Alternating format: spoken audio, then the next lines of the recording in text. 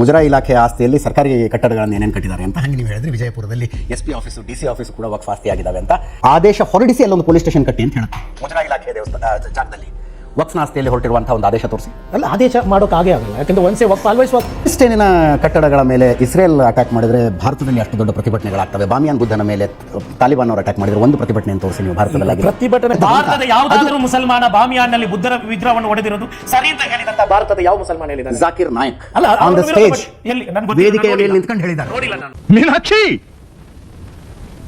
ಎಂಥ ಒಳ್ಳೆ ಮಕ್ಕಳಿಗೆ ಜನ್ಮ ಕೊಟ್ಟೆ. ಒಂದೊಂದು ಮುತ್ತು ಕಡೆ. ಮುದ್ದೇನಹಳ್ಳಿಯಲ್ಲಿ ವಿಶ್ವೇಶ್ವರಯ್ಯನವರು ಓದಿದ ಸರ್ಕಾರಿ ಶಾಲೆ ವಕ್ಫ್ ಬೋರ್ಡ್ ಹಾಕ್ತು. ವಕ್ಫ್ ಬೋರ್ಡ್ ಬರ್ತಿದೆ ಅಂತೆ.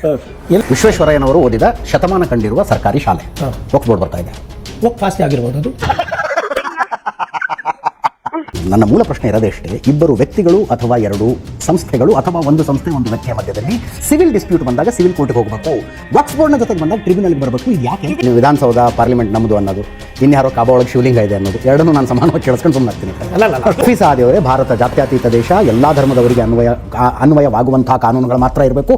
ಯಾವುದೋ ಒಂದು ಧರ್ಮದವರನ್ನ ದೀಪಾವಳಿಗೆ ಮೊದಲನೇ ಸಲ ಮದುವೆ ಮಾಡ್ಕೊಂಡು ಬಂದಿರೋ ಅಳಿಯನನ್ನು ಟ್ರೀಟ್ ಮಾಡ್ದಂಗೆ ಮಾಡಬಾರ್ದು. ಭಾರತದಲ್ಲಿ ಯಾವ ಧರ್ಮದವರನ್ನು ಮಾಡಬಾರ್ದು. ಎಲ್ಲರಿಗೂ ಸಮಾನವಾದ ಅವಕಾಶಗಳು ಇರಬೇಕು. ಈ ದೇಶದಲ್ಲಿ ಈ ದೇಶದ ಸರ್ಕಾರ ಉಳುವವನೇ ಭೂಮಿಯ ಒಡೆಯ ಅನ್ನುವ ನಿಯಮವನ್ನು ಅನ್ನುವ ಕಾನೂನನ್ನು ತಂದು ಬಡವರಿಗೆ ಭೂಮಿ ಹಂಚ್ತೀನಿ ಅಂತ ಹೊರಟ್ರೆ ದೇವಸ್ಥಾನದ ಭೂಮಿನೂ ಹಂಚಬೇಕು, ಮಸೀದಿ ಭೂಮಿನೂ ಹಂಚಬೇಕು, ಚರ್ಚಿನ ಭೂಮಿನೂ ಹಂಚಬೇಕು.